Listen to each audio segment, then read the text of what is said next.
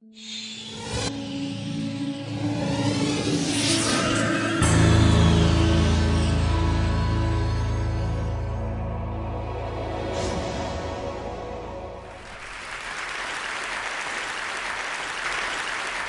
as long as I can remember, I have felt a very deep connection to animals and to the ocean. And at this age, my personal idol was Flipper the dolphin. And when I first learned about endangered species, I was truly distressed to know that every day animals were being wiped off the face of this earth forever. And I wanted to do something to help, but I always wondered, what could one person possibly do to make a difference? And it would be 30 years, but I would eventually get the answer to that question. When these heartbreaking images of oiled birds finally began to emerge from the Gulf of Mexico last year during the horrific BP oil spill, a German biologist by the name of Sylvia Gauss was quoted as saying, "We should just euthanize all oiled birds because studies have shown that fewer than 1% of them survive after being released." And I could not disagree more. And in addition, I believe that every oiled animal deserves a second chance at life. And I want to tell you why I feel so strongly about this. On June 23, 2000, a ship named the Treasure sank off the coast of Cape Town, South Africa, spilling 1,300 tons of fuel, which polluted the habitat of nearly half the entire world population of African penguins. Now, the ship sank between Robben Island to the south and Dassin Island to the north, and these are two of the penguins' main breeding islands. And exactly 6 years and 3 days earlier, on June 20th, 1994, a ship named the Apollo C sank near Dassin Island, oiling 10,000 penguins, half of which died. Now, when the Treasure sank in 2000, it was the height of the best breeding season scientists had ever recorded for the African penguin, which at the time was listed as a threatened species, and soon nearly 20,000 penguins were covered with this toxic oil. And the local seabird rescue center named Sandcob immediately launched a massive rescue operation, and this soon would become the largest animal rescue ever undertaken. Now, at the time, I was working down the street. I was a penguin aquarist at the New England Aquarium, and exactly 11 years ago yesterday, the phone rang in the penguin office, and with that call, my life would change forever. It was Estelle Vandermeer calling from Sandcob saying, "Please come help. We have thousands of oiled penguins and thousands of willing but completely inexperienced volunteers, and we need penguin experts to come train and supervise them." So 2 days later, I was on a plane headed for Cape Town with a team of penguin specialists. And the scene inside of this building was devastating and surreal. In fact, many people compared it to a war zone. And last week, a 10-year-old girl asked me, "What did it feel like when you first walked into that building and saw so many oiled penguins?" And this is what happened. I was instantly transported back to that moment in time. Penguins are very vocal birds and really, really noisy. And so I expected to walk into this building and be met with this cacophony of honking and braying and squawking. But instead, when we stepped through those doors and into the building, it was eerily silent. So it was very clear these were stressed, sick, traumatized birds. The other thing that was so striking was the sheer number of volunteers. Up to 1,000 people a day came to the rescue center, and eventually, over the course of this rescue, more than 12,500 volunteers came from all over the world to Cape Town to help save these birds. And the amazing thing was that not one of them had to be there. Yet they were. So for the few of us that were there in a professional capacity, this extraordinary volunteer response to this animal crisis was profoundly moving and awe-inspiring. So the day after we arrived, 2 of us from the aquarium were put in charge of room 2, and room 2 had more than 4,000 oiled penguins in it. Now, mind you, 3 days earlier, we had 60 penguins under our care. So we were definitely overwhelmed and just a bit terrified, at least I was. Personally, I really didn't know if I was capable of handling such a monstrous task. And collectively, we really didn't know if we could pull this off, because we all knew that just 6 years earlier, half as many penguins had been oiled and rescued, and only half of them had survived. So would it be humanly possible to save this many oiled penguins? We just did not know.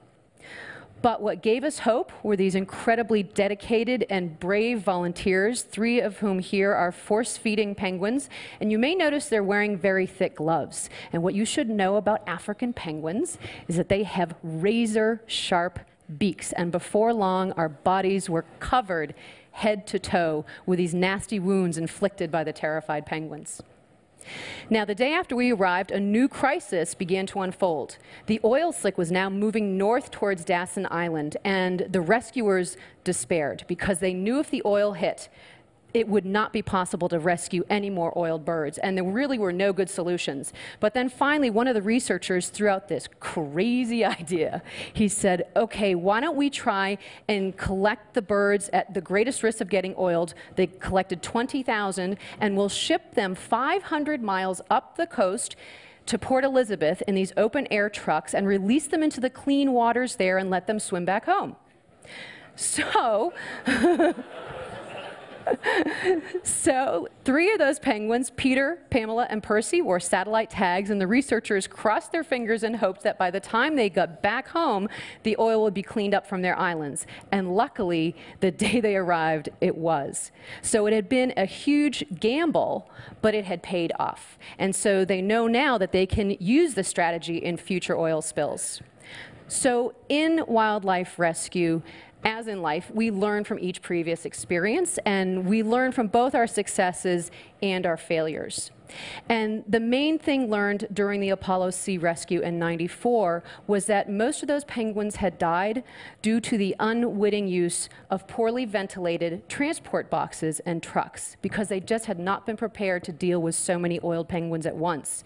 So in these 6 years between these 2 oil spills, they'd built thousands of these well-ventilated boxes, and as a result, during the treasure rescue, just 160 penguins died during the transport process, as opposed to 5,000.